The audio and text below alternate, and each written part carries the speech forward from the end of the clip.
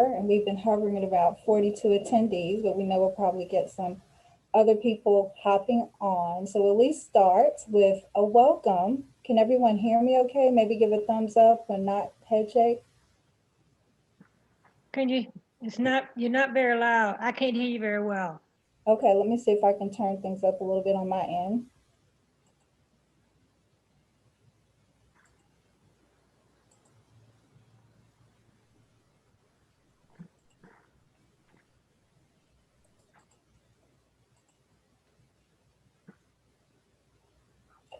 And how about now? I'm gonna, That's better. okay, that's me pressing my diaphragm and talking louder. Okay, that helps.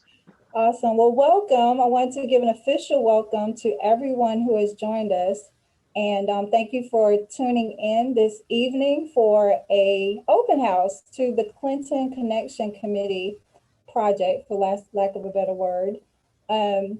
So we'll start off with some logistics and ask everyone if you would mute your devices, just so we can refrain from hearing too many background sounds. And just let you know that we will try to take some questions at the end. So please use the chat feature, and we will capture your comments and your questions. And if we don't get to everyone's question, then we will do a summary and get that communicated out to you to get your questions addressed. But we will try to save some time at the end to take some questions if you have them. So with that said, I'd like to officially welcome you and introduce you to the Clinton Connection Committee. We are a group of citizens, community leaders, for lack of a better term, who come together around a call, a charge, which was given maybe about 3 years ago, I might say. We've been at this for a few years, so it's kind of hard to keep track. There was an initial meeting that the mayor called at Clinton College, and Dr. McCorn was the host, and some city staff, mayor, director of economic development, housing, neighborhood services, community leaders, developers, we all came into a room to just talk about the fact that there were opportunity zones and people interested in developing across the city, and really wanted some folks on the south side, the southern part of Rock Hill, to think about creating a vision around what this area could be or could become. There were lots of questions I think that citizens had about the development that had been taking place all around the city, and the latest development being Knowledge Park, being right in the backyard of the south side of Rock Hill, and asking questions, what will begin to happen on this side of town. So we took a hold of that charge. Dr. McCorn and I kind of had some conversations and said, what can we do to move this forward? City staff jumped on board, other community leaders, which you'll hear from, jumped on board and said, let's keep meeting and let's keep having this discussion. So it's been a bit of a journey. We've dug up all of the plans that have been out there. We know that a lot of community people have seen a lot of plans that have been put forth. And, we asked the question, how can some things take traction? When can some of these plans actually take footing and happen? And we realized that it just needed to be some people engaging people within the community to figure out how can we create a clear-cut vision to present to our city leadership and to developers and to people who are interested in seeing this side of town emerge and grow, and get surveys done. And then how can we present it in a way where it actually gets some traction and something begins to happen? So we feel the pain, and we heard the stories of people feeling like, okay, we've been here before, we've been surveyed, nothing just seems to happen. So we're like, okay, let's figure out how we can make something happen. And that's what gave birth to the Clinton Connection.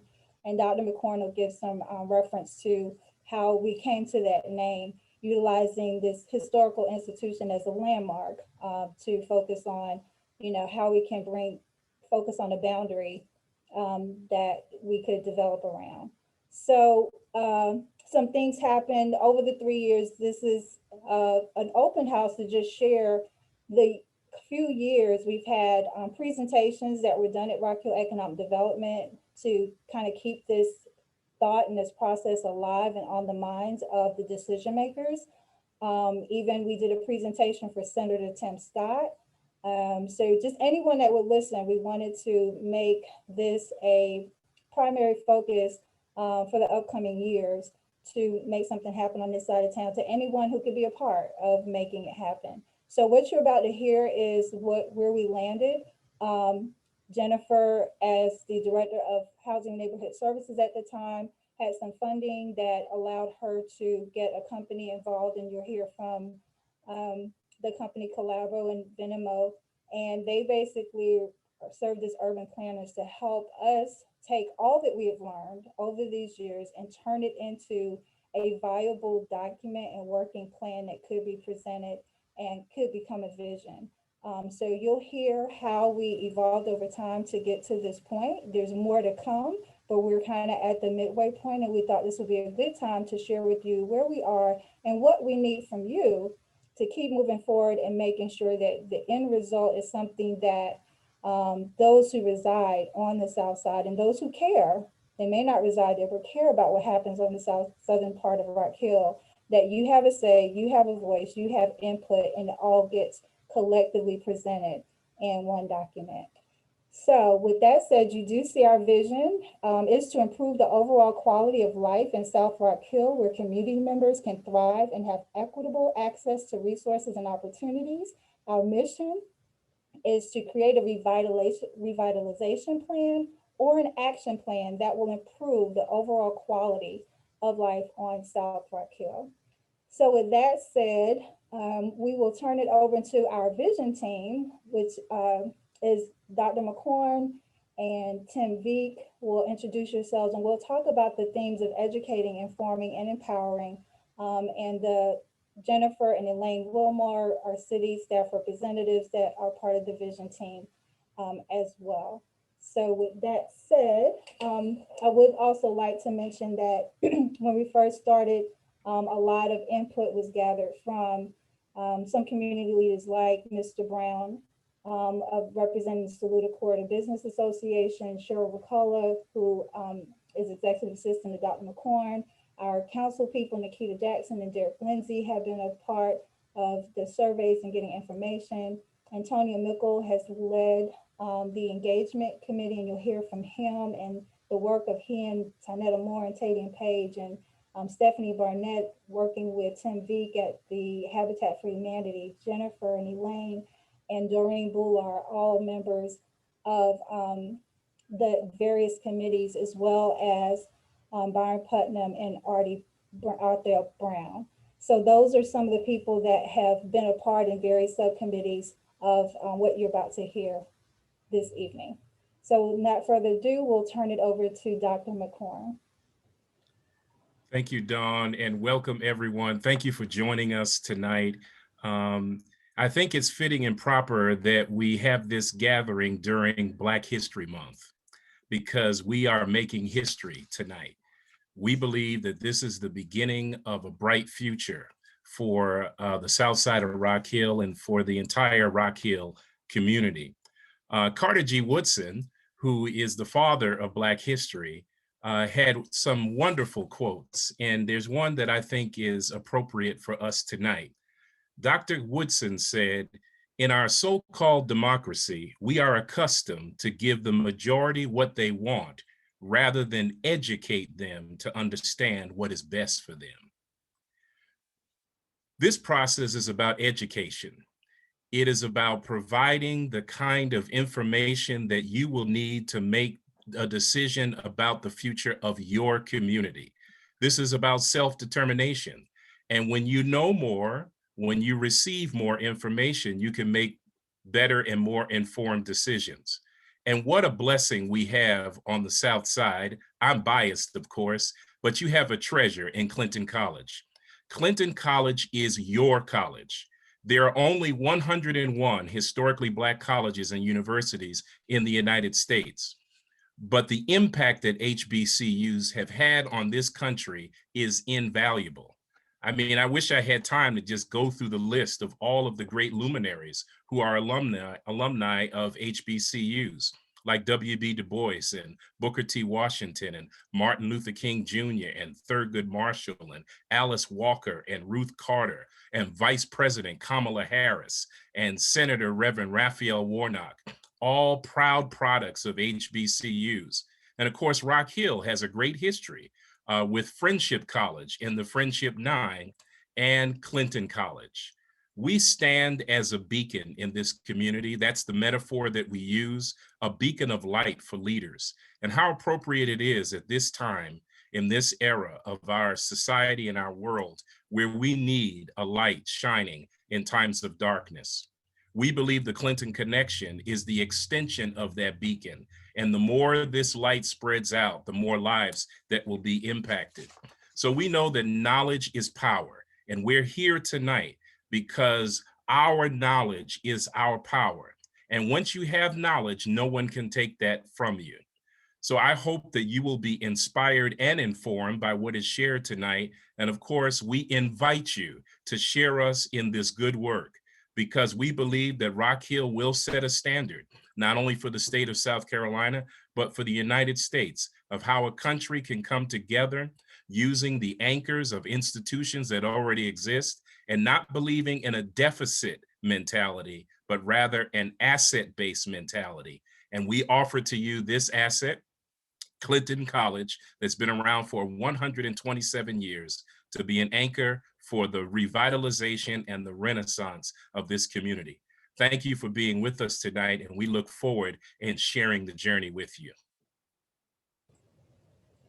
As it relates to inform, and Dr. McCorn said it best, and I'll be brief in this portion because we shared so much already, but we want to make sure that you understand that it is not our position to tell you anything that you should do. It is to inform you. It is to give you information. It is to collect all of the data, because we recognize that there have been so many different perspectives across the south part of Rock Hill that we wanted to be a data point where we can collect all that information and present it to you to say, this is what you are saying collectively. This is the information now that you are armed with to make informed decisions. You will be presented with questions and options by your city leadership, by your city council people, and you need to have the information before you to weigh pros and cons of how development happens on your side of town. So our goal here is to inform, not necessarily to tell you what to do or how to think or what should be. So we want to make sure that we put this in context for you, that we are your leadership team, just here to help you understand all that's being said by all people all across the southern part of Rock Hill, as well as those who care about this side of town. So we just wanted to give that clarification that we seek to help you understand how things work and how things are getting done. And we learned a lot watching the Knowledge Park and even being part of the Knowledge Park development. And we wanted to utilize similar concepts and processes to help steward development on the southern side of Rock Hill. So that's our role, and our goal and our purpose is to inform. Tim Veek. Thanks again to everybody for joining us tonight. I'm just going to kind of piggyback on what Dr. McCorn and Don has shared, and just say that, you know, on this theme of empower, we come to this work with a recognition and a commitment that the desires of residents are what is most important. And we recognize that there are significant gifts, skills, assets, and talents within the neighborhood. And so, kind of hearkening back to what Dr. McCorn said, we're approaching this work from an asset-based community development kind of focus. So really trying to build upon all the good and all of the skills and talents and resources that are already latent in the community. We understand that residents in the neighborhoods that kind of comprise the focus area of the Clinton ConNEXTion have expressed their desires for improving the quality of life in neighborhoods for many, many years, and that for a long time, those desires have largely gone unheard. But we want to build upon those assets within these communities and help bring folks together so to amplify the collective voice of residents in this area, so we can call for action and call for those quality of life improvements that we know have been spoken for so long within the communities. And through that, we believe that some opportunities for resident leadership, engagement, training, and collective action are going to take place so that those quality of life desires and aspirations that all of you hold can be realized. And I think the most important thing, is the way to kind of summarize this, is that we feel like that your voice matters and your action matters, and we want to create an avenue and a forum for that voice to be heard and for those actions to be taken in line with what the residents of this community desire.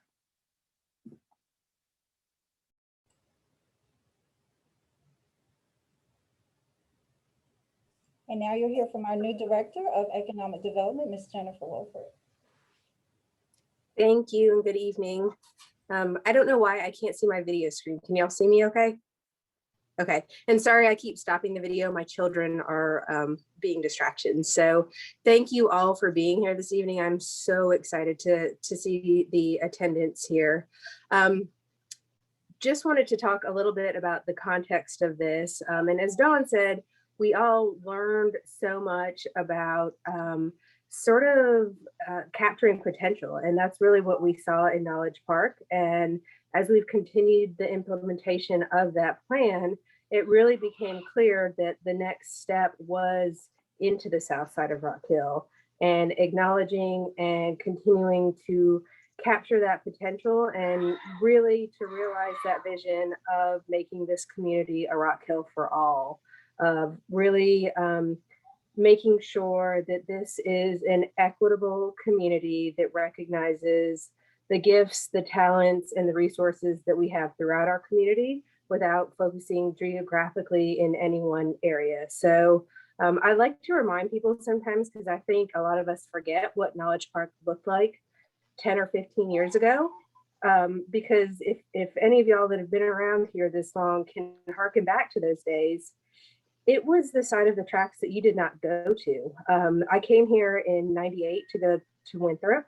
You didn't go near where the bleachery is, where now University Center is becoming.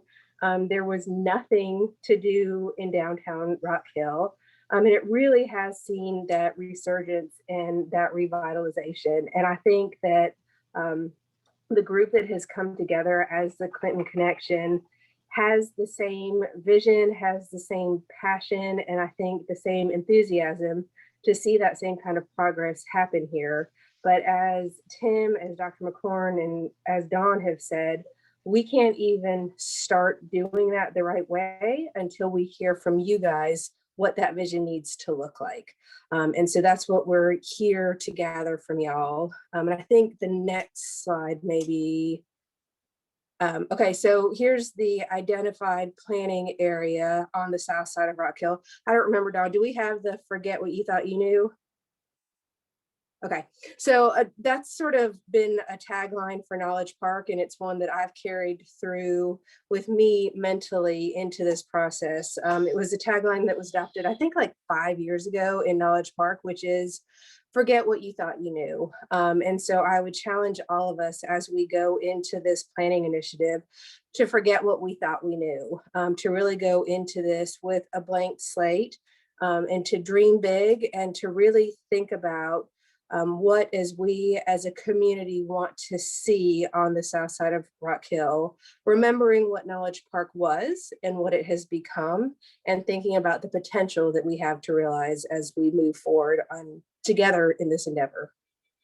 So now I think I turn it over to Elaine. Hello, welcome everyone. So I'm just gonna spend a few minutes just explaining or getting you familiar. I work in what is now neighborhood services, but under Jennifer's leadership, it was housing and neighborhood services. And so out of here, we serve over 130 neighborhoods in the city of Rock Hill. And I think that's probably, usually when I use that number, it comes as a surprise to many people. And under Jennifer's leadership here, we were encouraged not only to be liaisons and coordinators to the neighborhoods, but also to serve our neighborhoods and to create connection, to communicate and be active participants in helping to create community. I know some of you from the work that I've done with Doreen Bowler, who is the person for the south side of Rock Hill, but I've also worked alongside her to create activities and bring resources and figure out ways to better communicate what is available on Saluda Corridor and in many of the neighborhoods that we support on the south side.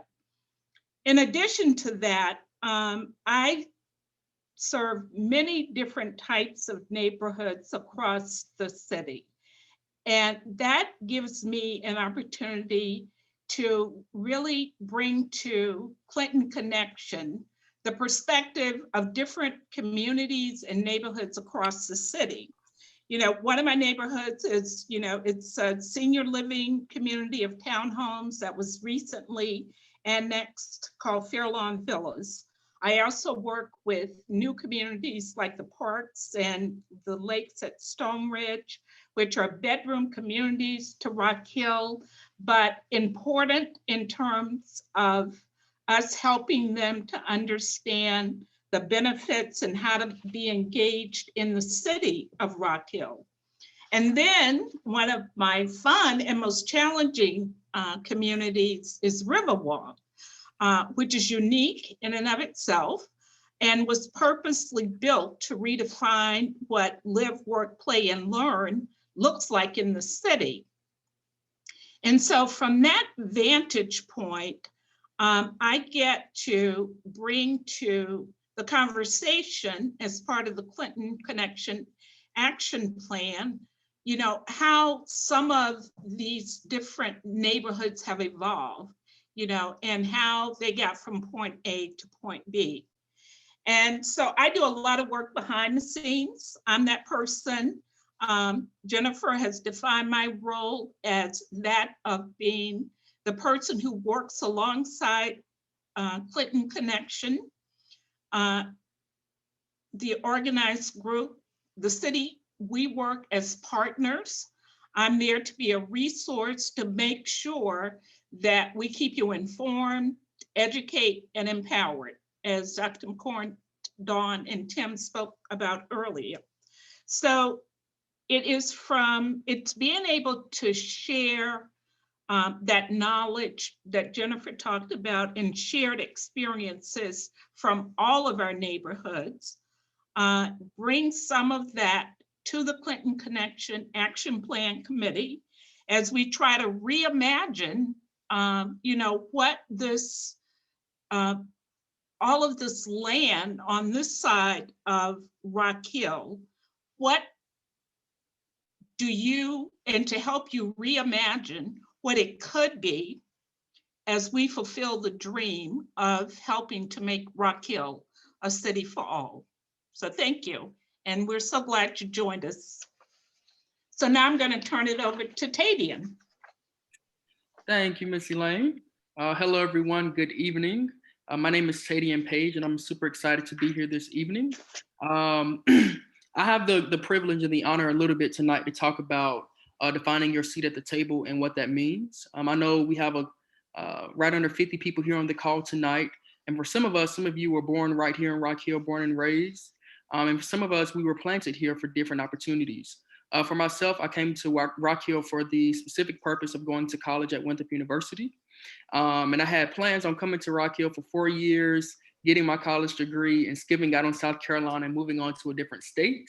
But Rock Hill had a way of bringing me in and capturing me and making me fall in love with this city. So now I love Rock Hill and I'm committed to make it better. And I'm sure that's the same reason all of you are here this evening. So again, thank you for being here.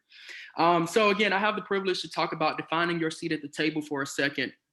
And again, when I think about defining your seat at the table, I know some of us, to mention again, are from here. Some of us have been planted here or placed here throughout the years.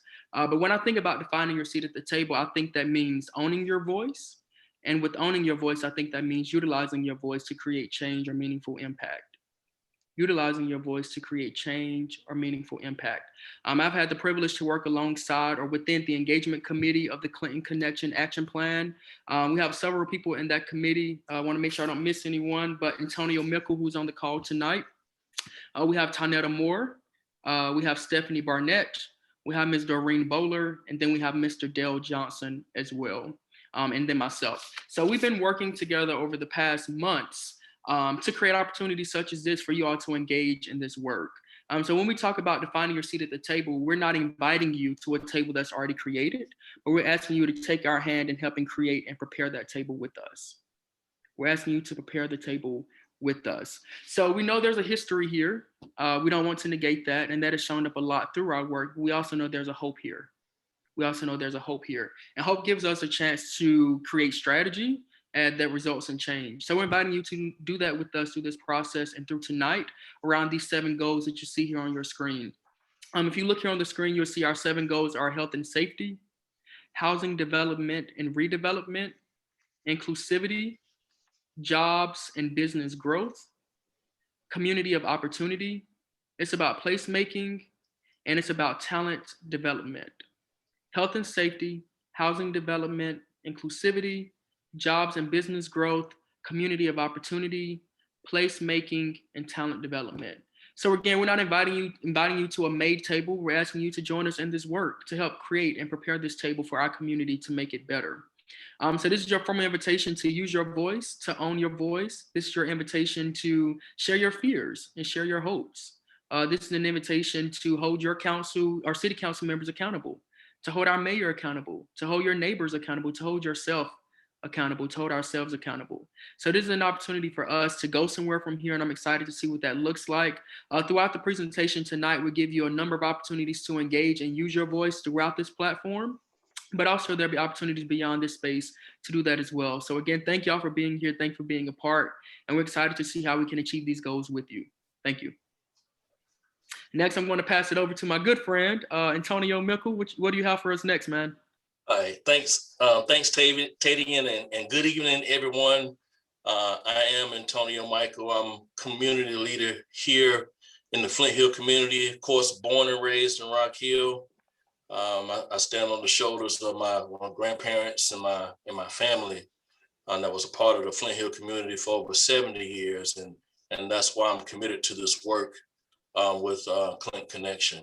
I'm going to be brief because a lot of things have already been said, and I want to leave enough time for Adam and Trevis to share some more information about what we've been doing. But the ConNEXTion Action Plan is a community development initiative that identifies priorities, define community vision and expectations, guide public investment, and organize for implementation. I just wanted to highlight those particular bullet points because it's important that everybody understands this is a community development initiative, which that means that in order for this to be successful, we need your input from you, the community, us, the community. When we talk about our theme of We Got Next, I want to add just one more thing to that and say that the time is now.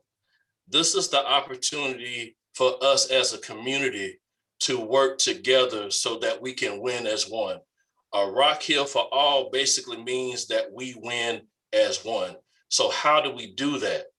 We do that by participating in the surveys that we have created to collect the data from the community to determine what those priorities are, what our vision for our community should be. The guide for public investment, what's important, what's not important.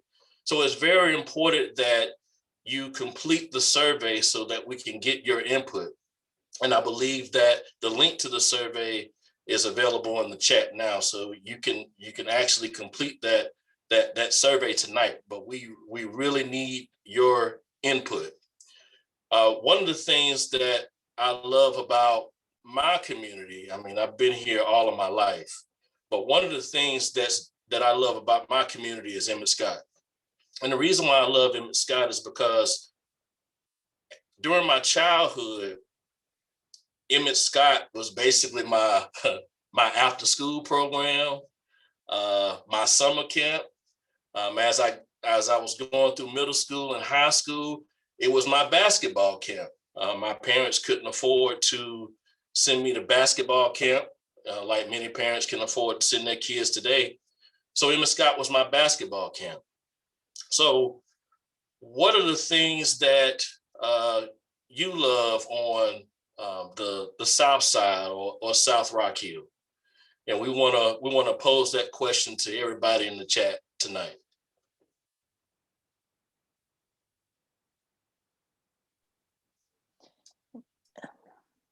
Adam, you can also go to mentimeter.com, you all. I'm Travis Pendleton. I'm part of the consultant team assisting the leadership team in the city with this effort. In the chat, there is a link to menti.com.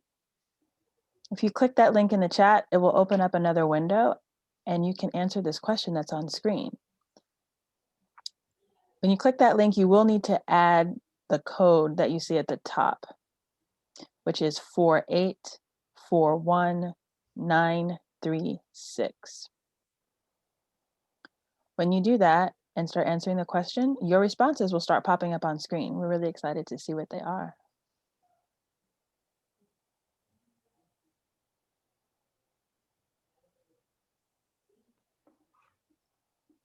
Oh, I've got culture.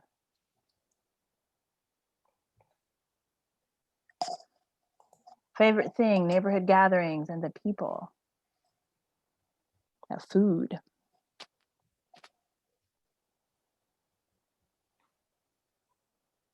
Food again, and culture.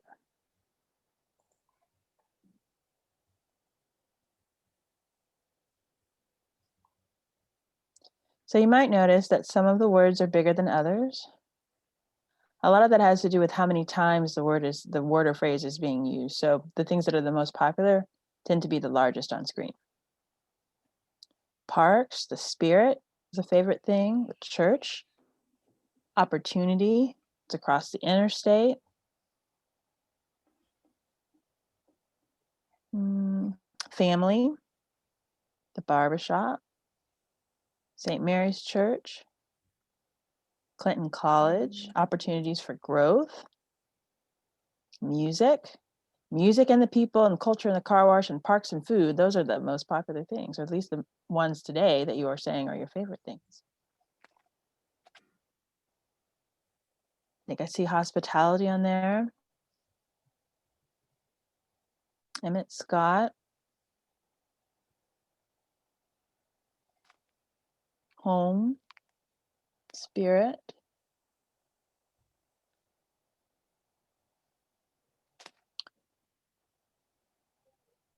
After school program.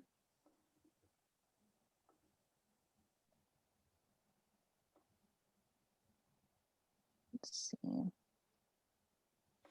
Neighborhood pride. Access to downtown. Neighborhood gatherings.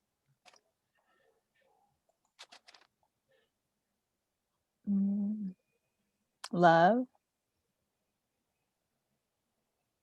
Family.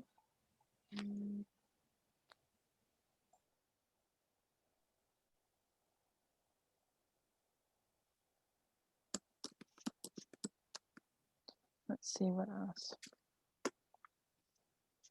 Block parties, those are fun. Beautiful old buildings, the boxing club, youth programs,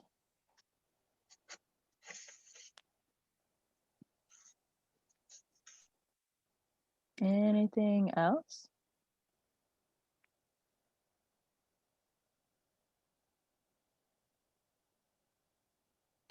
I can't tell if I'm missing anything. Oh, kids on bikes.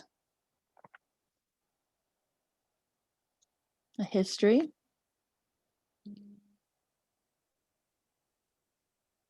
Parks. Parks, yeah.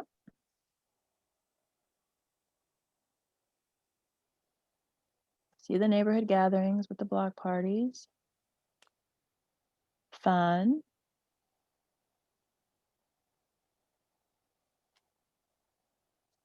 And with that,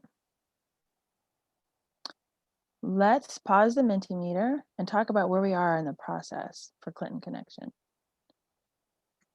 and the schedule. So we started off, we have like a 6-step process. So we started off with the listening and learning, which we had some stakeholder conversations, and we'll share some with you about that. And from those conversations, we came up with some initial project ideas that we would use some of the funding for the planning process to implement. That's called Equitable20. Then we started doing some visioning. And part of that is how we were able to get the vision mission statement a little bit that you see at the first part of the presentation. And right now we're in between visioning and defining particular projects that will help make the vision happen. And then we'll go into the action plan. So in terms of the listening and learning, we had 4 different categories of that. We did a neighborhood tour and had community conversations. The neighborhood tour was able to be done in person. Some of the community conversations really had to be done virtually because there was some bad weather. There's also some COVID concerns, so we did that. But we were able to talk with neighborhood representatives, business representatives, people who had lived in the community for a long time, some new residents, lots of people. Even talked to Coach T. We're doing the resident survey right now, and the link is in the chat in case you haven't participated yet. We'll share a little bit about the results that we have thus far in a second. iDream Week, I think it was going on for the whole month of January. It was more than just a week. We were at 3 events there. One of those was the parade. The next thing that we did was the Kidpreneur, and we were at the community cleanup. And then we've been having conversations, early conversations about what others are doing in terms of property and affordability. And so that started a little bit of a community land trust conversation. And there'll be more about that in a bit. Do you want to go to the next slide? So in terms of what we've been listening and learning, we were able to get feedback that really helps to inform our goals for the project. So when you're talking about community of opportunity, what does that mean? What do we need? How do we get staying power? If you're thinking about inclusivity, how do we help become more resilient as a community? What happens to people as they grow older? Can they still stay in the neighborhood? And we know that housing development and redevelopment is a key goal, but it's also something that we want to be sure that is available to everyone and is very inclusive, and people can age in place if they want to, and you can also have new development if you want. Talked a lot about placemaking and how do you advance that? How do you make a place for people in terms of not just development, but what amenities are available to them? Do you have good sidewalks? Can you bike? All of that. Can you just enjoy sitting on the front porch in safety? What does that mean? So we had conversations about that. Also, talent development, education, and attraction. What does that mean for Rock Hill? I'm from Kansas City, Missouri, and so I know that sports is a big thing for Rock Hill. What does that mean for South Rock Hill, though? Does that mean a bit of a sports economy? What does that mean for your youth? How do you capitalize on that? There's other ways to be talented besides sports. We should explore that. And then health and safety. That was another set of topics that we talked about. And some of that also has to do with, law enforcement, seniors in their homes, that type of thing. And then we talked about jobs and business growth. How do we get new jobs? Saluda Corridor. Can we improve investment there? How can we grow that and stimulate that? The next slide. So during this, we have a survey going on, and I think Elaine just dropped the link again in the chat in case you've missed that. So please click that if you haven't already. We have about 100 and some odd, 110, 117, I think, survey respondents as of earlier this afternoon. We can always have more, and we want more. So please share your thoughts via that survey. One of the questions that we ask, though, is what's most important to you? Of the options that we heard, the number 1 response was affordable housing. 82% of the respondents said that, followed by workforce development and job training. The next slide. Now, the Equitable 20 is something that I had mentioned earlier. With all the feedback that we've gotten, we were able to kind of tailor that down into a series of 6 projects that could be done in the short term. We're allocating $10,000 to get that done. And so we've asked for feedback on what should that project be. So we have a project, it is to establish a youth engagement committee. We could do something with that. We could have tools that help preserve affordable housing. We could do something that beautifies and maybe creates seating for bus stops along at Saluda and Heckle. We could start thinking about an African American cultural history trail with some of that money. We could do neighborhood branding in relationship to clothing and design. You might have seen earlier that when we're thinking about working together, we're also testing out a slogan, which is "We've Got Next." Maybe we do something around that with the funds. The last project is maybe thinking about small business training and startups in terms of grant funding. Maybe that's what it's used for. We don't know. All the ideas that we have came from our previous conversations that we've had with lots of community members, but we want to know today, what's important to you? And what would you pick with your $10,000? So if you could spend it on what we're calling an early action project that would provide and build positive momentum in the community, what would it be? And so if you have got your phones out or you're on the internet again with Mentimeter, and we can put that link back in the chat in case you don't have it, put it again. There's a second question. And you put in the code again. If you have gone away from Menti, I'm putting it back. Here's the polling, in case you missed it before, it's in the chat. And let's see where we shake out.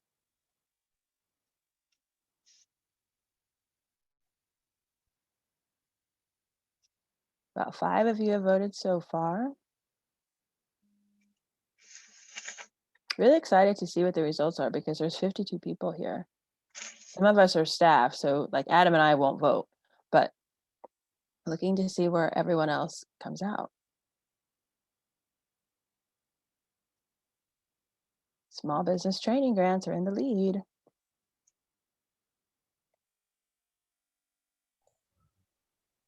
Miss Etta likes clothing and design. She said that in the chat.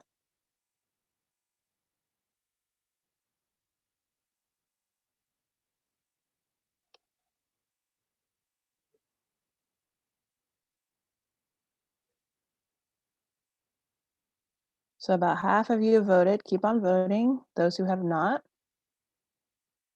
Right now, it's small business.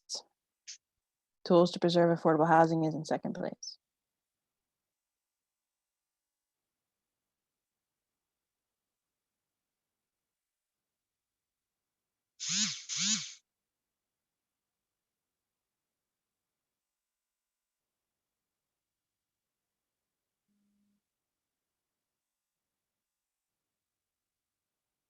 See in the chat, there's some comment about spending money on affordable housing and another comment about spending the money on the African American cultural history trail.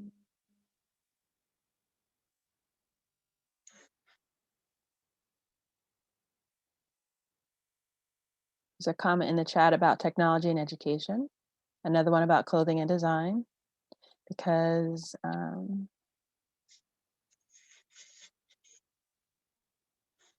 there's a child that does that.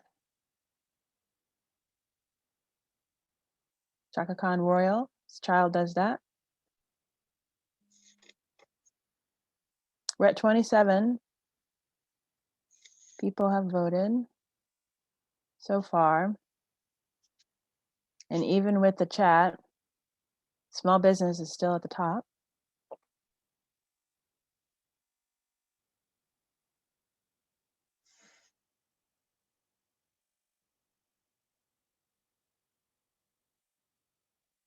Has everyone voted? Or are you mulling it over?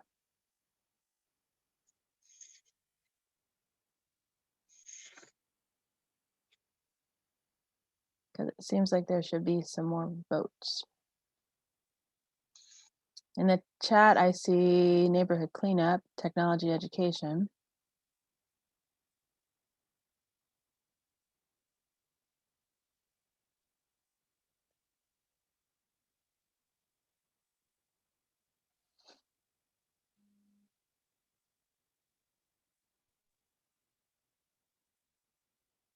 Are we okay to stop the voting now? Is everyone who wanted to vote voted?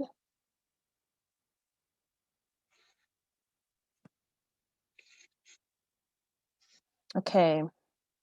I think everyone is done because the numbers haven't changed. So what's going to happen is we will need to, anything that's in the chat, we'll need to add to the totals of this. But it's even with that, it still looks like small business grants are at the top. The same question, I think, is also in the survey. So basically, we have a lot of versions of this question that we've been asking, and we'll combine all of that. During iDream Week, we also asked this question, and so there should be results to add to that. So we'll get the total number, do the count, and then we'll be able to share with you where we ended up. And with that, I'm going to give it over to Adam to talk about visioning. Thank you so much, Travis. My name's Adam Rosa. I'm with Collabo Planning and Design. We're part of the consultant team that's working with the community to really form this project and make sure it's a success. So where we are today, we've identified the goals that Tadian mentioned earlier that you see on the screen. And we've started to take those goals and develop through the conversations we've had with the community, several different themes for the potential vision. And you can really think of these themes as almost like the layers of an onion. So they lay on top of each other and they coordinate with each other, but they have at the same time, they have unique features and elements. So it's a good way for us to start to organize a lot of different project ideas around these specific themes. So I'm going to introduce the 4 themes, and then we'd love to get some feedback from you all on which of these 4 themes you think is the best, and then which projects out of these 4 themes you think are really strong, or if you have other ideas for projects.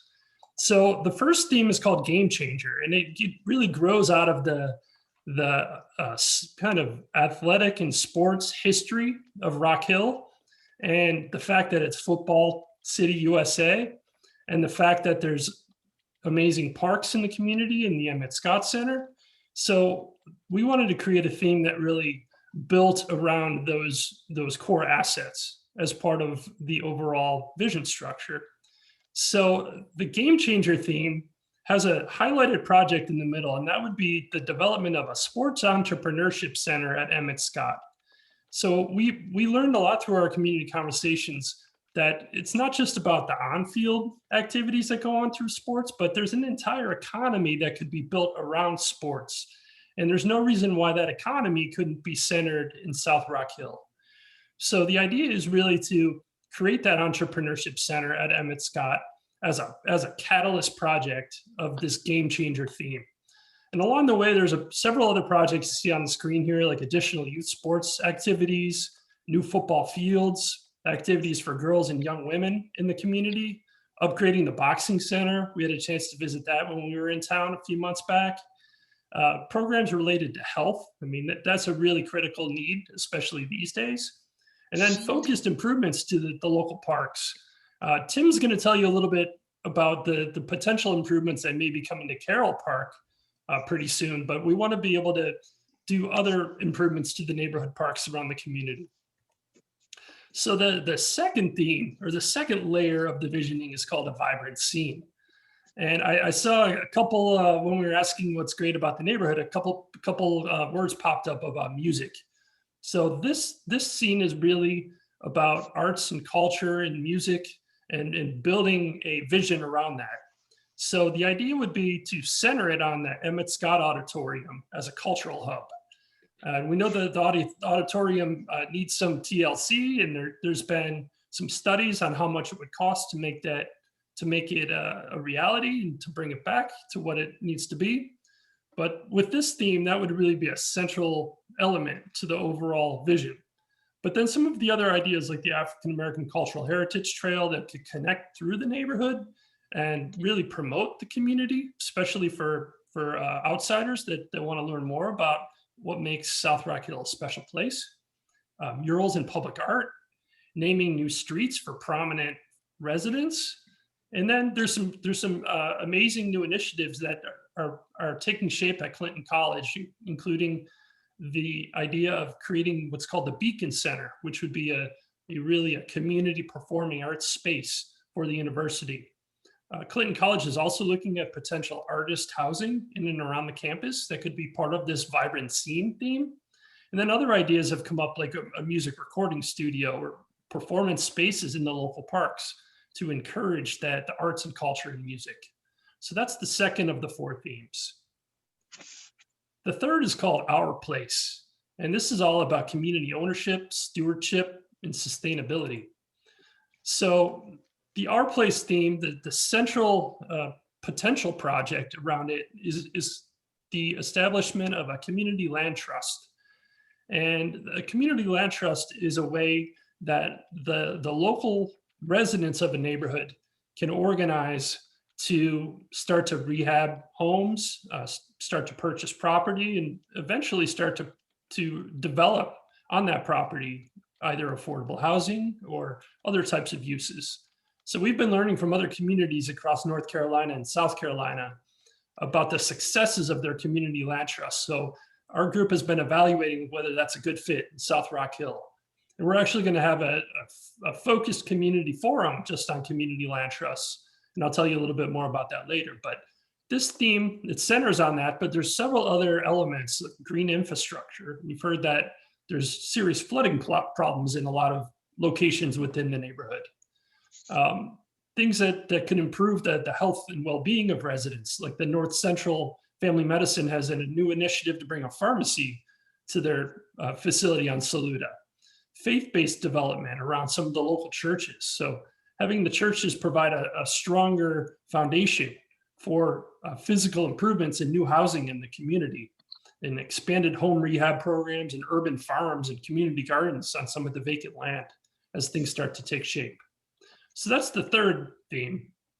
The fourth theme, we kind of played off of the Knowledge Park name to call it Knowledge Spark, which is thinking about new economic development and growth in South Rock Hill.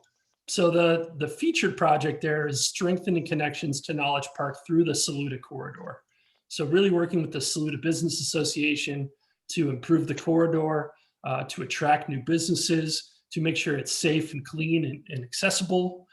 So there's some other ideas that have been brought up, like a grocery store initiative, neighborhood branding and promotion, strengthening the connection between Emmett Scott and Clinton College for tutoring and training programs, the development of potentially live work spaces along Saluda where you can own a business and live in the same location. There was an idea of a neighborhood farmers market. We know that there's other markets in town, but there isn't one that really serves South Rock Hill. So that could be a good jumping off point for some economic development. And expanding neighborhood festivals and events is another important idea. So activation, you bring people together around food and activity and fun. So those are the 4 themes as we've started to develop them. They're definitely not set in stone, but it was a way for us to start to organize a lot of what we've been hearing. So our third question to you all, if you take a look at these 4 themes, which theme is most important to you? Would it be the game changer, which is healthy recreation and sports-based economy? Would it be the vibrant scene, historic arts and culture? Would it be Our Place, which is community ownership, stewardship, and sustainability? Or would it be Knowledge Spark, a comprehensive strategy for economic development and growth? Now, we know these are all important, but we're just trying to get a sense of priorities from the group here tonight about which of these 4 themes kind of rises to the top. And that's going to help us as we start to develop the actual draft plan to make this happen. So we'll take a few minutes here. I think you all know the drill at this point with Mentimeter, and you can go ahead and vote on one of the 4 themes. Looks like we have about 12 coming in, 13. And we'll see how it plays out here. But this is really just one of many opportunities that we are going to be having to engage residents.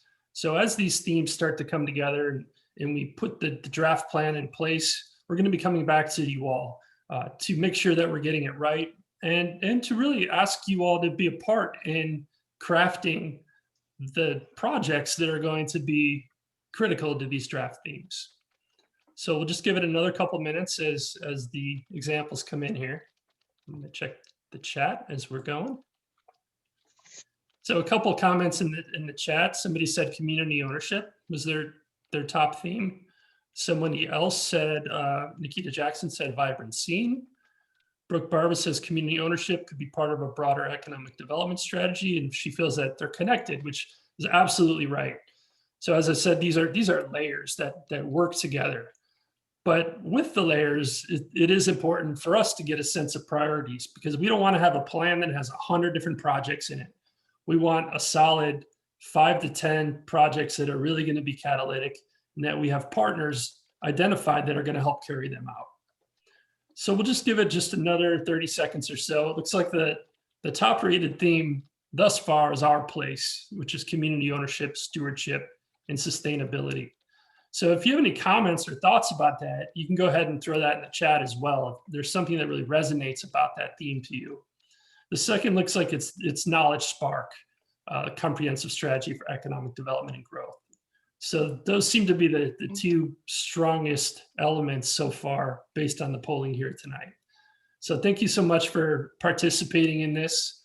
We have one more polling question coming up. I'm going to flip to the next slide. So as you think of these themes, do you have ideas? Let's see here. There we go. So what's one project idea that you'd like to see happen related to that theme that you picked? So if you picked the Our Place theme, was there an idea that on that page that you saw that really resonated with you? Or do you have another idea around ownership that you'd like to introduce to the group here in the discussion tonight? So we can see shopping and restaurants. So go ahead and just punch those in. We'll give it a couple minutes to shake out, and then we'll hopefully we'll still have some time towards the end of the meeting for a little bit of open dialogue around some of these ideas.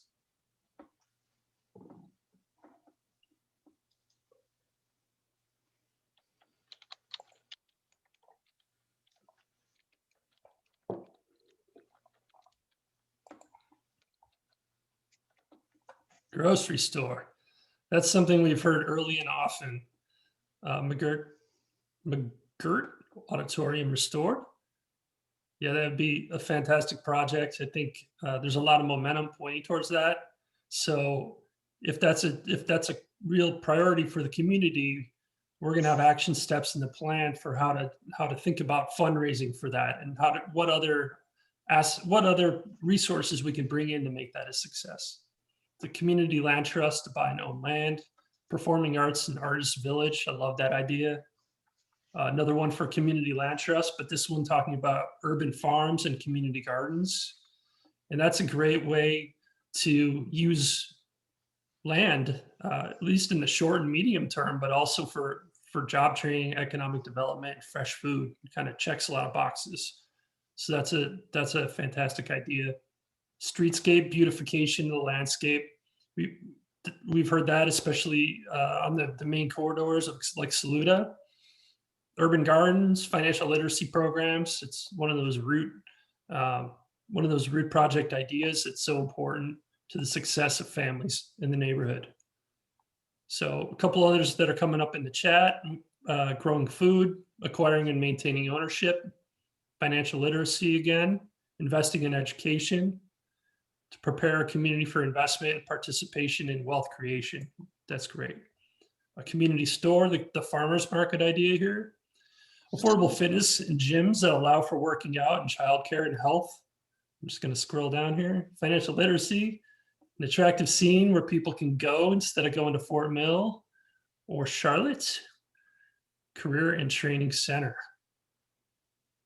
These are great ideas, and we're going to try to incorporate them as we start to really put the pieces together in the plan.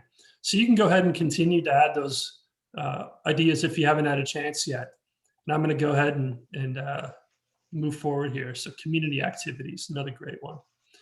So next steps. So we're right at the kind of the pivotal junction in the planning effort, at least, where we're moving from the visioning, those different visioning themes, into really identifying the priority projects and actions that are going to be a success. And we need your help to do that.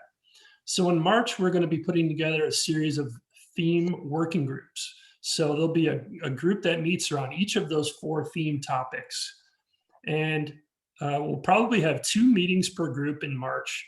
And there'll be very detailed discussions that we'll be doing virtually, where we look at brainstorming additional ideas. We think about partners that could help carry out the ideas. And we prioritize these ideas, and we think about resources to make them happen. So I'm going to go ahead and put a sign up in the chat. If you're interested in being a part of one of those 4 working groups, or all 4 really, if you'd like, you can go ahead and sign up. There's a survey link that I'm going to be putting in here. You can do it during the meeting, you can do it after the meeting, really at any time. But we need your help in making this a success with those working groups. So once we have that information from those groups, in April, we're going to come back in forums such as this for a larger community meeting. And we'll be able to share all the great ideas that the working groups have put together.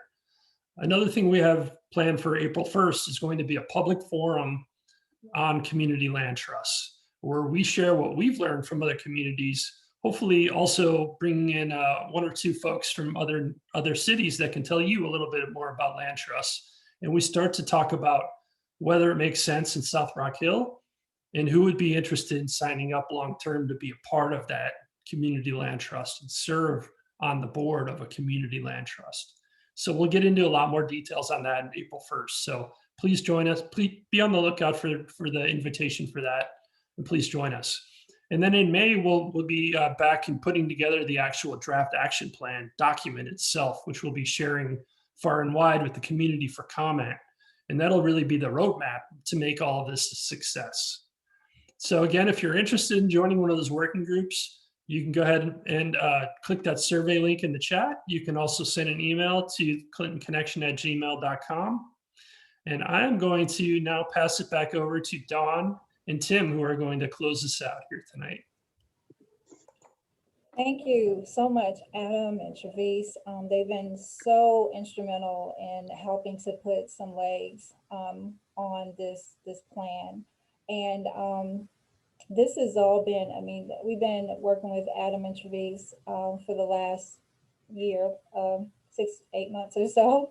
But even before that, we've been meeting as a group. So this has been a labor of love, but it's been labor nonetheless to get to this point. And as Adam said, we need you.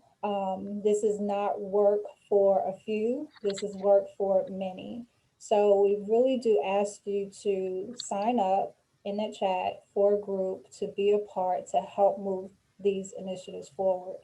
But we also want to point out to you the resources that also need to be engaged and utilized that are part of your city that you may not be aware of, or you may be aware of, but not necessarily know how to become a part. So we want to point those things out to you, because as you talked about wanting small business training and startup, Bell is positioned to do that, the Black Economic Leadership League.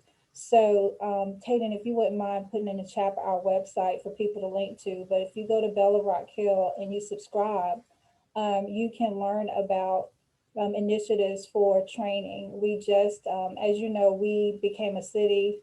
We won a designation as a city, the Rock Hill for All. Elaine, you have to say the official name of the award that we won.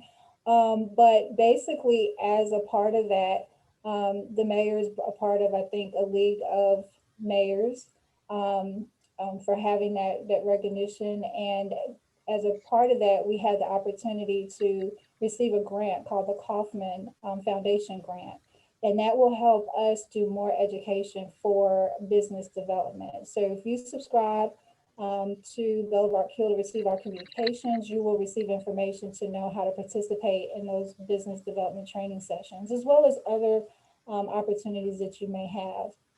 We have talent development committees in the Rock Hill Economic Development Corporation, which I'm currently the chair, and I work very close with Jennifer in their department with economic development.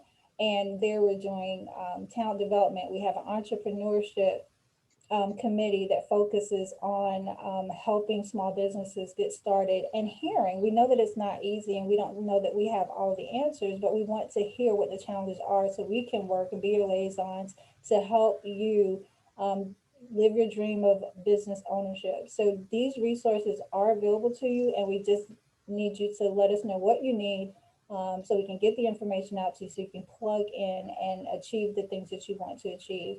If you go to the City of Rock Hill website, learn about the boards and commissions that are available, where that's where you have your seat at the table, serving on these boards and commissions and learning what's going on in your city and how you can be a part of those conversations. Neighborhood services that Elaine mentioned is a part of.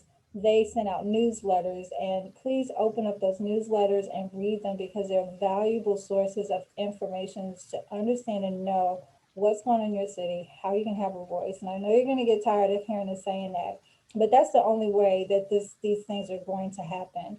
If you just go on Facebook and you put in Rock Hill, you will come across so many sites that are dedicated to informing you about what's going on. So we ask you to like those pages and frequently visit those pages, because these are people in the community who care and want to get information out to you so that you can engage and plug in and take advantage of so much that is available to you.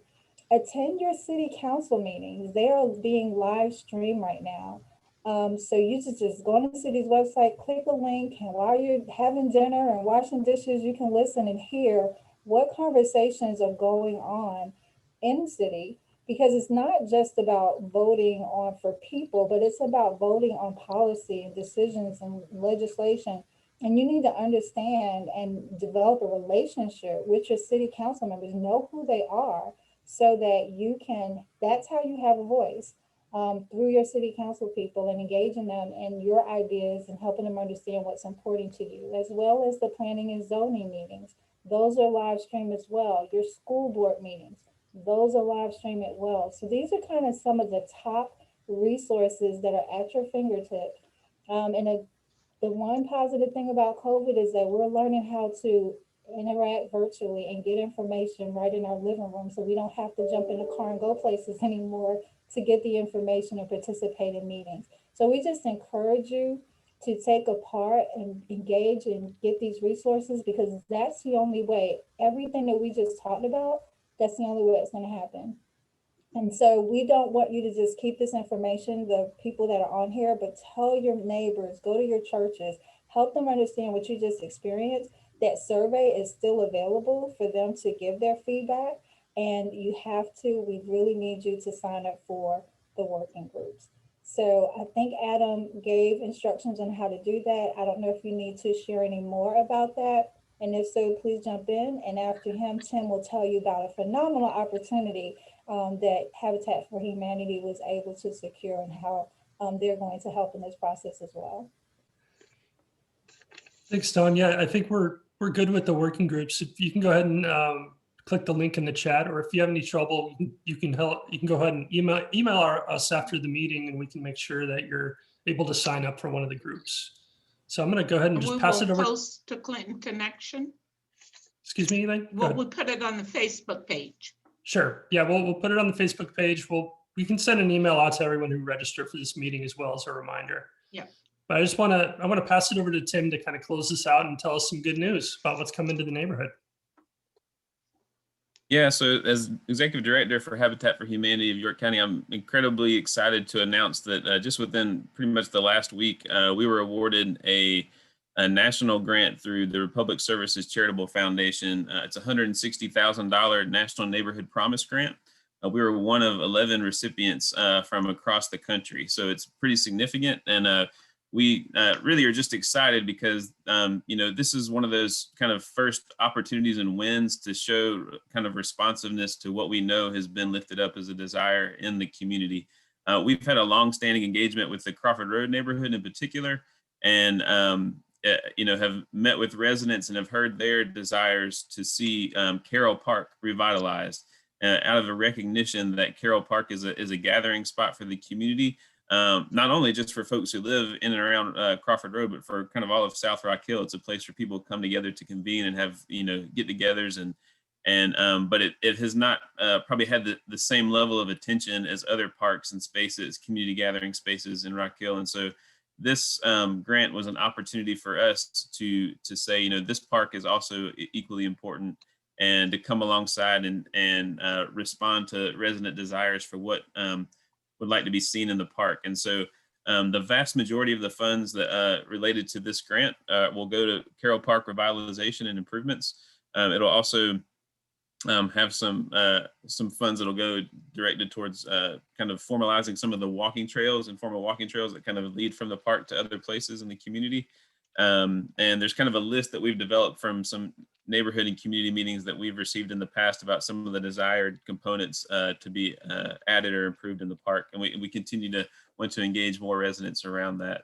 Also, home beautification and some minor repairs in the surrounding area are some components that'll come along with that grant. And then kind of harkening back to that theme of empowerment, some resident training and workshops. And so I know I saw some comments in the chat about financial literacy and about ownership.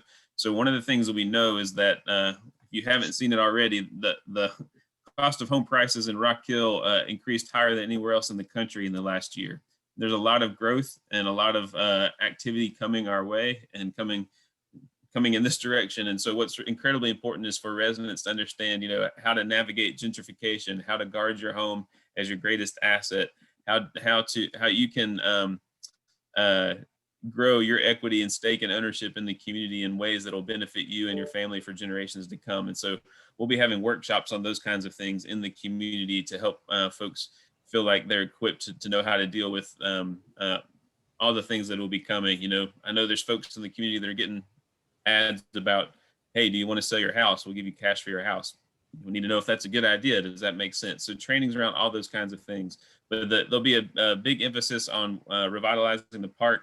We'll be having some meetings in the coming months about that, and look forward to hopefully, if the situation is such that we can get folks together outside in ways that are safe, that we can come together with residents to help make that happen, along with Republic Services. We'll be providing volunteers to also help in that effort. And so again, we're just really pleased that we could have this win on behalf of the Crawford Road neighborhood, and is a win in terms of one of the things that's sort of been brought up for, I think, over 20 years, revitalization of Carroll Park. So glad to announce that tonight. Thank you, Tim. So I think from here, we have about a little bit less than 15 minutes, and we just wanted to open it up to any questions that anyone may have. You can either put the questions directly in the chat, or if you want to unmute yourself one by one, we can try to address your question. If we're not able to address it here during the meeting, we can follow up after the meeting with the response in the next few days.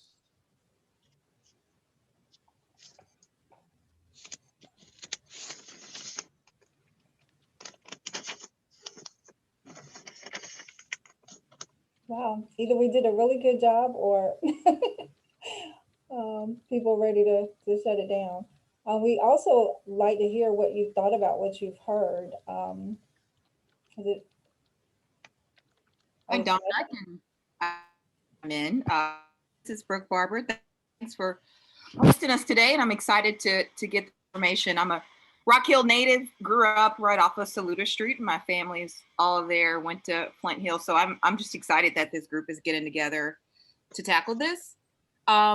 I guess maybe it'd be helpful for me, Dawn, to maybe learn, has there been historical challenges that we've hit from bringing this vision to life? Or is it more so mobilizing the community? I know from my point of view, I'm excited about this because just the people I know that live in South Charlotte, there's so much talent, so much potential.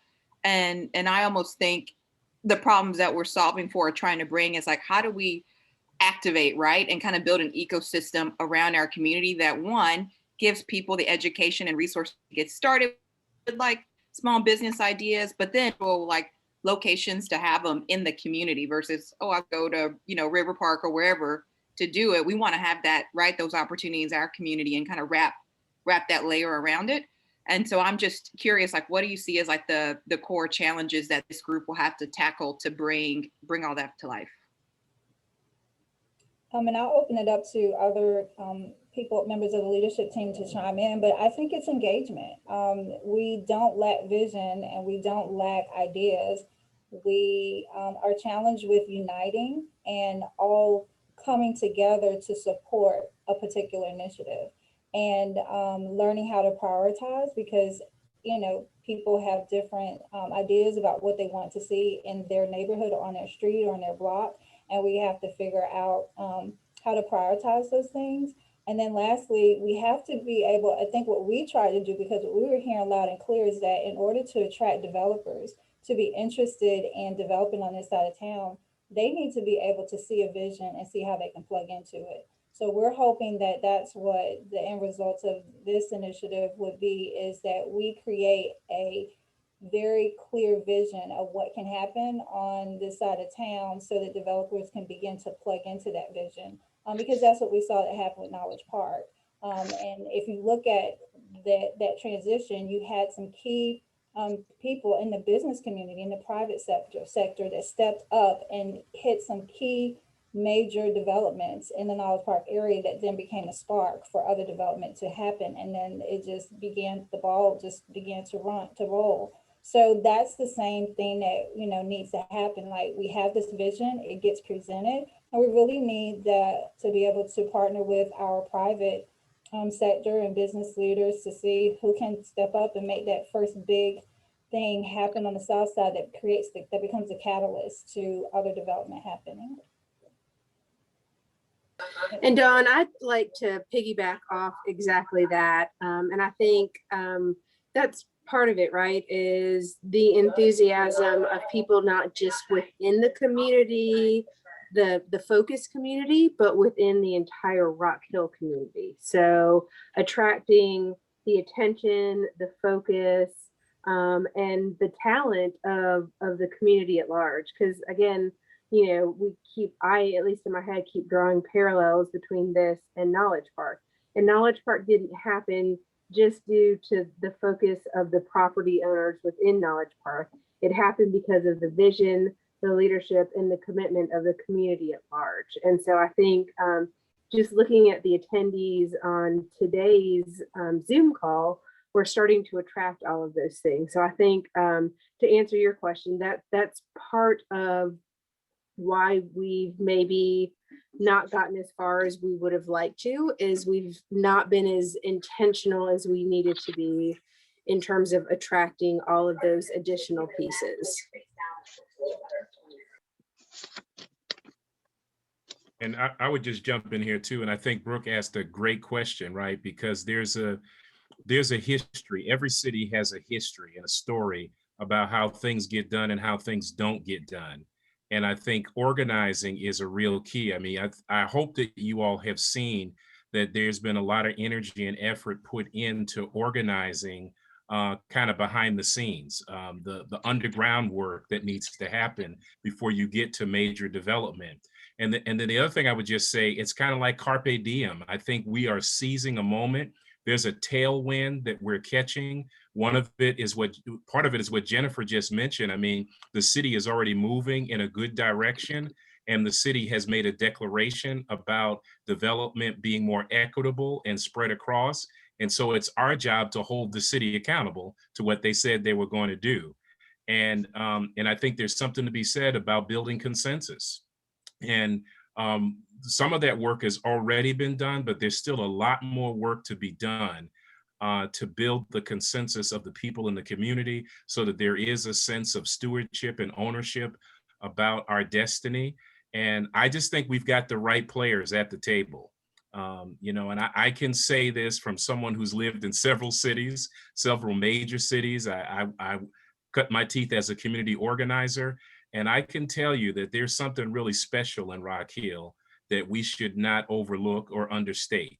So I think it's just a great time for us, but we could miss this moment, right?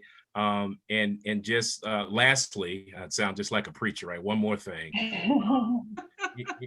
is that there is a new understanding about the role of HBCUs. And you now have some advocates on the federal level that we haven't had. You got a vice president who's an HBCU graduate. You've got Senator Warnock and others who are joining this movement. And one of the things that spurred this conversation, all of this really happened because a person came to town with Opportunity Zone money that was connected to HBCU development. And so with the combination of the Opportunity Zone legislation and funding that is out there to support development, we've got a golden opportunity to do something really special. So now is the time. There's no better time than right now.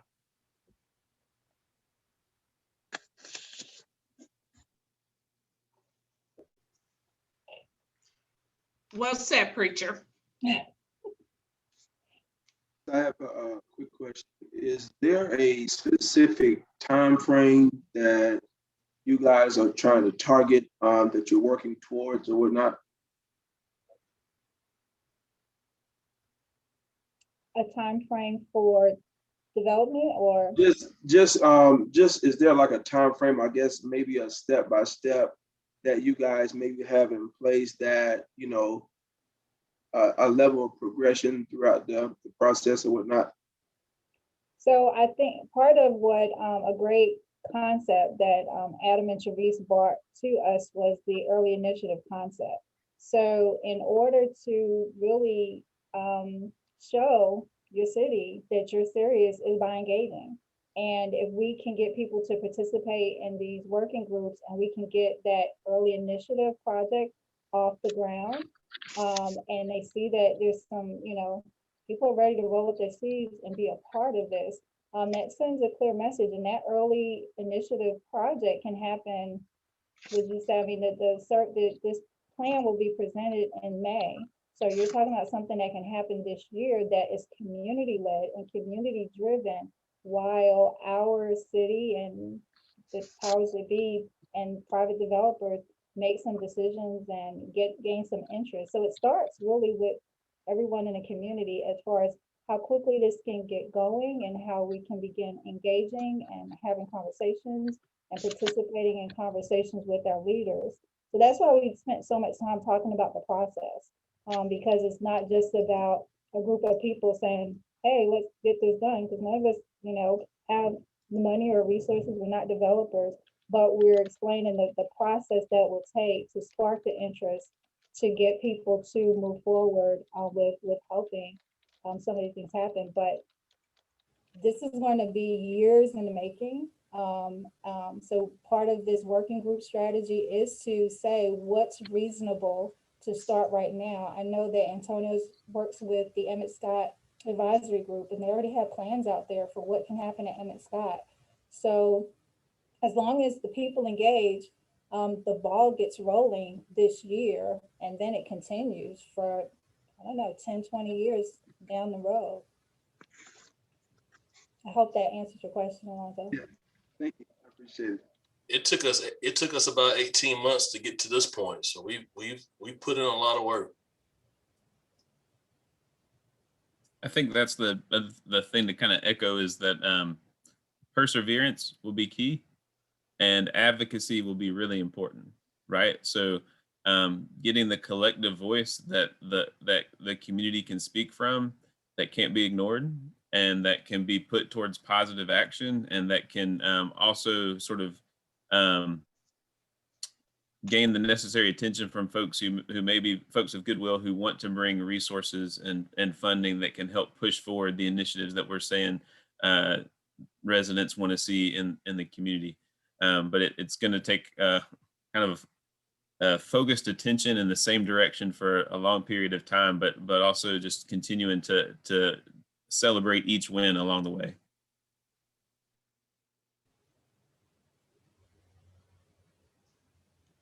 I'd like to add to the conversation here. Can everybody hear me? Yeah. It has been an absolute pleasure to see the cross section of faces and input in this effort.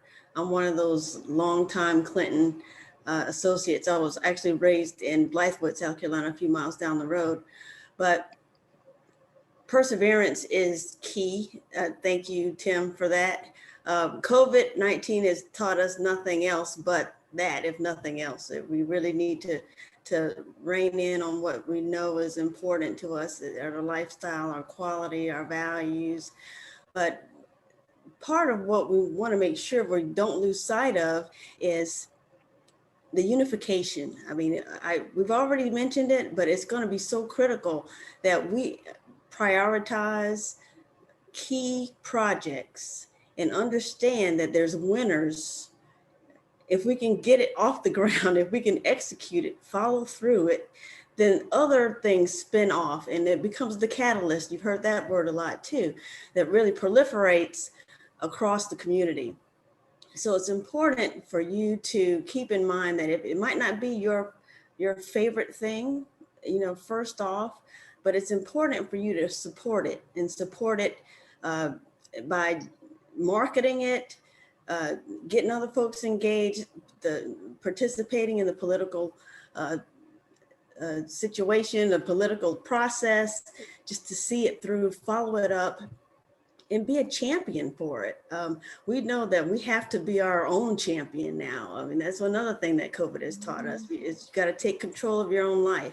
And we have all of these folks here together that are making plans to seize the moment. I mean, it is a critical time, and we can really do magnificent things if we just stick together, get the 3 or 4 things that mean the most to us, put in place, and just watch the rest of it fall in place. I mean, we have a chance to do that. And so when we speak about coming together as a community, we want to emphasize that we want to support the priorities that are coming forward so that we can see something happen. And when other folks see something happen, they want to be part of it. Well said. Well said. Piggyback on that. My name is Cameron. I'm a recent college grad up Winthrop, and I recently bought a house here in Rock Hill and really just started to establish my roots here. And I think for the first time since I've graduated, people in my age group have started to be like, so why did you buy in Rock Hill? Like, what's going on? What's coming? So I think, as Kim was saying, that traction is here, and young talent and young people are wanting to stay here. I think the communication is going to be key in the marketing and making sure that they understand what is to come, even though we can't physically see it right now. But definitely think that the traction is there, and people have their eyes, kind of looking every which way to see, what's going on. Mm-hmm. Absolutely. I'd like to say something. I totally agree with what she said. My name is McGuire Lubica. I and my brothers are in the chat, Joel and Edric. And so we own a few convenience stores in Rock Hill. And so our second location that we're opening happens to be on Green Street, 455 Green Street in the South Central area. And as I was going into the neighborhood before the idea of opening the shop up, you could just tell that this area, there's something powerful, amazing that's going to happen in this area. And maybe within 6 months of me actually visualizing what could happen, I think Rich Bridwell just built a house in the community, and you could see, okay, there's growth coming into this area. And so with the idea of the store, the grocery store that we're making called Surefire Neighborhood Market, we believe that, like Dawn said earlier, if you have business people who are pushing towards change, and you have community leaders who are pushing towards change, you can have amazing things to happen. And so I believe, if business people and community leaders stick together and continue to push forward with change, we can have investors that come into the communities and want to help the South Central area grow.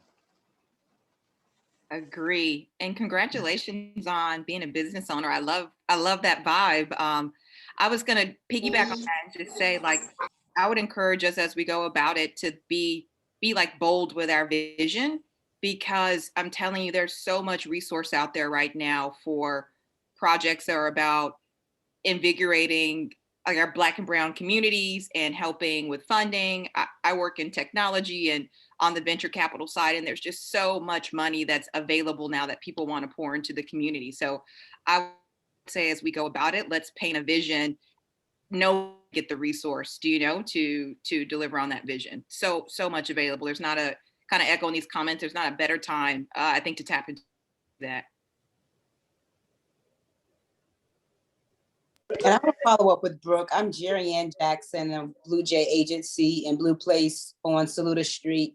And when I came to Rock Hill, I also came to go to Winthrop, and 20 years later, I'm still here. Rock Hill is an amazing place. And when I was looking for real estate for my business, I was told to go in different areas and really look at other places in Rock Hill, but I really felt that the Saluda corridor is an amazing place for businesses. The traffic that is there, just the location to the interstate to downtown, is so much growth and economic development that could be happening there. And I think that this is a great start. And Dawn and your leadership and everyone that are leaders in the community, I just want to encourage you all just that we could just keep going, and that there is excitement there, and that when people tell you not to go there, then it's a great place to be. So I am excited to be on the Saluda corridor, and cheers to all the great work that we have ahead.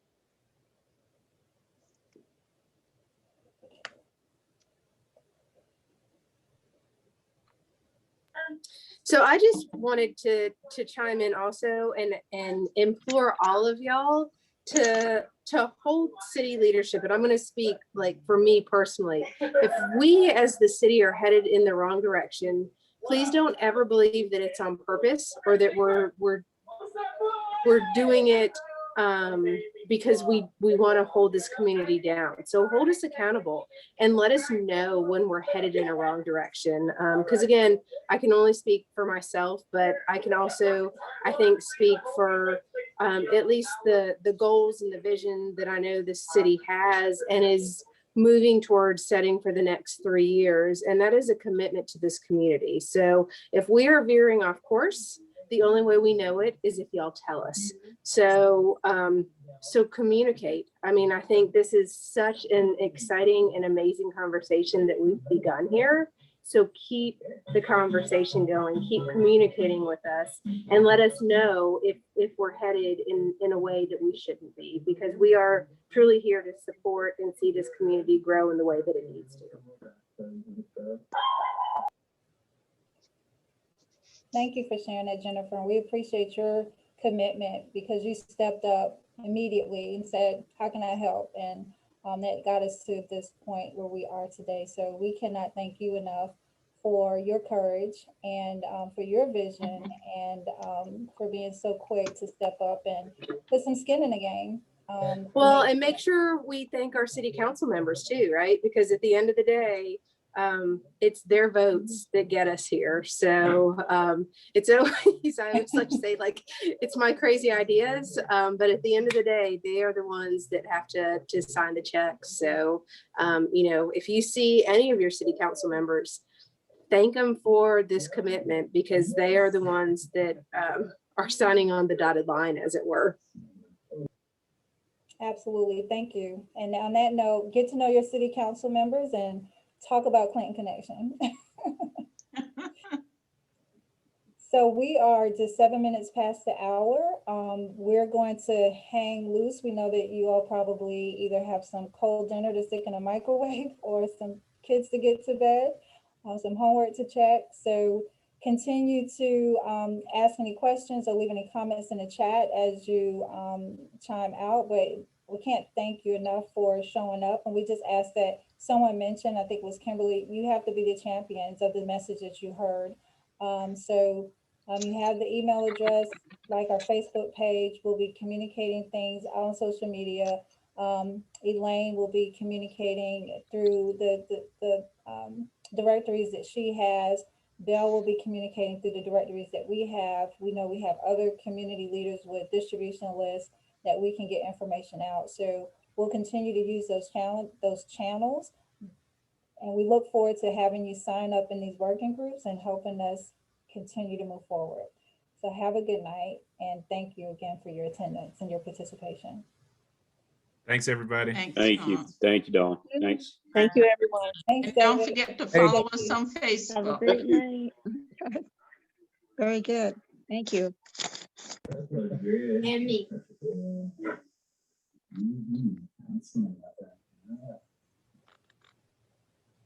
Let's stretch and make each other. Okay. Yes, please.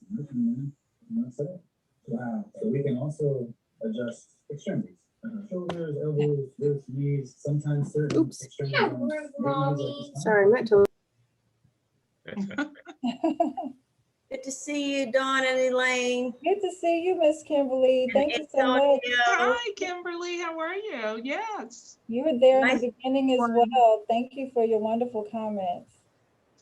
Thank you. Everybody's just, oh, and Adam and Miss Travis and Tadian. Oh, the next generation is just awesome. Thank you, Tim. So I'm just excited. I mean, we can make this happen, you guys, you know? Absolutely. Yeah, I feel it. I feel it. This is great. Yeah. Good stuff. Great job, Adam and Travis. Yes, yes. Yeah, everybody did fantastic. So thank you so much for jumping in. And it's so much more powerful when members of the community are presenting, not just the consultants. Yeah, it's so much better because you don't know. Sometimes clients, they don't want to do it. And we have to go, can you just please talk 30 seconds? But you were all over it. You guys were awesome. Well, you got a really, bunch really of great. you got a bunch of talkers in this group. I know we got the Reverend Dr. Honorable Dr. Bishop McCorn on here. I know. I thought he was going to start preaching. That live Wordle thing, I started to just Wasn't scream. that awesome? Like, oh my God, look at this. Yeah, It was that really was moving awesome. around. Yeah, I love that visual. Did you all see that somebody drew some arrows on the screen? I couldn't get rid of them. Oh, I thought I thought that was you, Adam. No, Duplicate arrows. They were the right color. they blended in. I was afraid to delete the whole thing by messing with it too much. Yeah. Yeah. I just said, you know, that's how it goes. You know, that's what that live touch. Right. Well, I love the interaction, the questions. It was great. Yeah, it felt really good. We can exhale. Yes. Another milestone. Wow. Wow. Yep. So I know. Excited to see who signs up. Yeah. I look forward to the follow-up and maybe. Well, we have the recording, so we can put that on the Facebook page. Oh, yeah. Good idea. And send to Belle. You guys are so technically slick and everything. Oh, It's the only way you can do anything during COVID. Yeah. It's crazy. Right. That's all right. That's up Antonio's alley, I know. Yeah. Looks like we have about 10 people who have already signed up for the working groups just in this meeting. Oh, right on. Oh, good. Yeah, that's good. Oh, wow. It's very good. My workload is starting to iron out just a little bit, so. We might see more of you. Good to see your face. Yeah, good to see you. Tadian had your back. I'm telling you. Me and Tadian was talking a lot. I was like, thank you, Tadian. I got you. We're gonna let you get to the bag, my brother. Thank him in private just as well as in public. Thank you. That's right. We make it happen, but I think we make a great team. We make a great team. You guys do that camera in the laptop well too. I try to position my light, but you got the good full face in there. You got the angle just right. When we've been doing this for March, you learn how to get it right. We've been doing this for so long now. Yeah. I need young people and consultants in my life. Yeah, that's a combination, you know. So I'm so glad all of y'all are keeping safe out there and keeping each other together and looking good. And that's just where it's at. So I'm just so pleased. I know, it's amazing that Yeah. we've come this far. Yeah. About 18 months. Yeah. That's a hymn, isn't it? We've come this far. You better sing Oh, way. Lady just Lord, I needed does that. it all. Just does it all. Yeah. My goal is to be a resource in service. So we the visions that you share, Adam, we can put that on the Facebook page now, because I wasn't sure about that. Wanted to wait till you presented it first before doing it. Yeah, we can go ahead and make everything public now, including we can post those vision graphics. We can post the whole PowerPoint presentation from tonight, as well as the recording. somewhere. Yeah. And I think we should also send it out to everybody who signed up for the meeting as well, And just so that's they have a what, record. David Williams asked if there was some way to get this information. So Yeah. if we can send it out to those who registered, I think it would be huge. Yeah. So we'll do that. We'll kind of package everything together and have it ready to go. It'll also help with the whole idea of communicating Clinton Connection. If they have that information, they can speak to it better if they have that. I hope that initiative, that those few dollars that you have available to kind of get everybody interested, really kind of get some traction. You know, we have, you know, the whole t-shirt thing would be great, but we know we don't see like we used to. So it'll be a challenge to really get that kicked off, but I'm hoping something will take root. Yeah, it's interesting. From the survey, the top ranked one is the youth leadership committee, but tonight the top ranked one was the business, the grants for small businesses. Yeah. So we'll have to just kind of like combine things together and see Right. what really rises to the top. So what we have is just really quickly, and we can talk about this. Look, so Bell received a $15,000 grant through the Kaufman Foundation to do business development training. So we can figure out how we can leverage that so that we don't have to take up those resources, but we can use that. And the way that we positioned it was that we would do a $500 for the people who go through the courses and go through all of them. At the end, it's a 10-week training session. I think it's 300 hours. They would get a $500 mini grant for participating. 20 people could get a $500 mini grant. So, and then we have 5,000 left. So we can leverage that as a part of, you know, addressing that issue, but we can kind of talk through that meeting. Yeah, let's. And with the grant for the park, I mean, that's just like 1, 2, 3 things that are ready to take hold. Yeah. That's awesome. Yeah. And it's a reason to believe. Yeah, you can see, if they can see something happening to Emmett. That's another song, Katie. That thing, if they can see anything happen to the Emmett, is it Emmett? I'm from down the road now. Emmett Scott. Emmett Scott. If they can see movement around Emmett Scott, then they'll know it's real.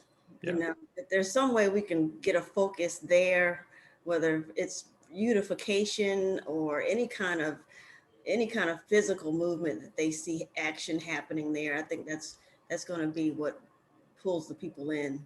Yeah. Absolutely. Yeah, well, I think there's some plans, right, Antonio, for Emmett Scott.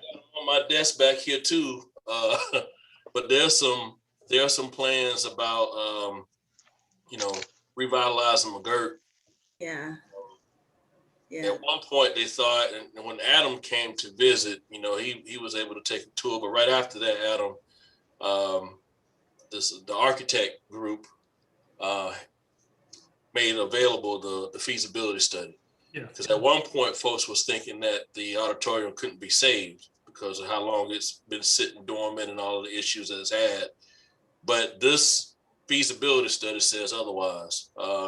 Based on these plans, I mean, McGirt could be a state-of-the-art facility. Oh, wow. Yeah. Along with keeping it Black theater in the neighborhood. Yeah, along with keeping its historic, you know, look. There's a lot of folks in the community that's, you know, that's very excited about seeing that happen, because along with the improvements to McGirt, there'll be other improvements made to the center as a whole. The park area behind Emmett Scott, that's already in the works in regards to upgrades there. Some improvements to the walking trail. That whole park area is going to be redone. I think the weather is putting a kind of a damper on that, but I'm thinking by spring, you know, they'll get working on that. And if everybody doesn't know, I'm the chairperson of the Emmett Scott Advisory Group, so that's how I know all of this. And me and John Taylor talk on a regular basis. So okay, that sounds. And On the sorry, my brain's shutting down. On the on the call for related to the Carroll Park revitalization, we have a call with Republic Services on Tuesday to kind of talk about what their timeline will be, when the funding will be available. And in years past, they've sort of targeted their projects around spring. I'm not sure if they'll still do that. I think they may push it out a little bit, because what they like to do is have like a large volunteer presence and a big media event and bring lots of attention. So I don't know this for certain, but they may hold off to wait and see if they wait a little bit longer, like in the summertime or something, that they could, if vaccines were more widespread, that they could do something and feel like they could bring people together in a little bit more safely. But the good news is it's outside. So we're already trying to make plans for how we can engage, 150 plus people or more in volunteering out to do that work. So it'll have a kind of big visual display for folks, I think. Adam, did you have you worked with Promise grants before? Was that something you had mentioned when we were talking earlier? Not the Promise Grant, but the Choice Neighborhood Grant, which Okay, is Choice a Neighborhood similar grants, okay. program. And yeah, that'll be another potential resource for expanding the effort we can look at moving forward. I think the next call for grant applications will be this summer. And on the housing front, who knows when Congress will do all this, but in Habitat's National Advocacy week last week, there's like 3 different bills coming before Congress that relate to like rehab and rehabilitation in communities that have historically been disenfranchised or have not been invested in, particularly for home ownership, right? Which is the big piece of building equity. Like most federal programs are focused on rental, which doesn't allow people to gain ownership. So there's like 2 or 3 things in the works now. It's federal government, so it's not going to happen immediately, but there's some things on the horizon that hopefully, if bipartisan support can get in line, they can come to fruition. And then the job here is for us to advocate for that money to actually get down to be utilized in the local level, right? Yeah, and the other big one is heirs property. Yep. And finding monies to help families do rehab and hold on to those homes, remodel, without having a lien on them for 20 years. Right. Yeah, whatever gentrification proof information we can share with the community is going to be absolutely key. I mean, we've just seen it time and time again. Folks just get displaced, and it's just the sadness that I'm hoping that we can minimize by our involvement. So that'd be good. Absolutely. Definitely. All right, my good friends. I have to jump off and have some dinner, but thanks everyone for their I'm awesome getting job here hungry. tonight. Your dinner is waiting. We'll be right over, Dr. Okay, come on McCoy. Right I'll be there. waiting for you. Thanks everyone. Have a good night. Good night. Bye bye, y'all.